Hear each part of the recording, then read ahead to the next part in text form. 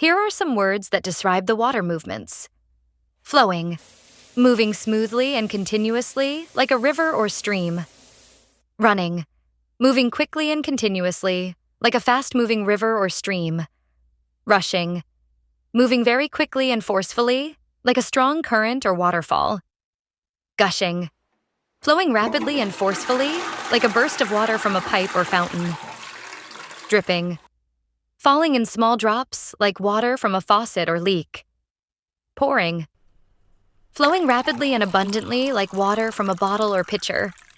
Babbling, making a gentle murmuring sound like a brook or small stream. Churning, moving violently and turbulently like rough seas or a whirlpool. Splashing, moving with a sudden, violent impact, like water hitting a surface.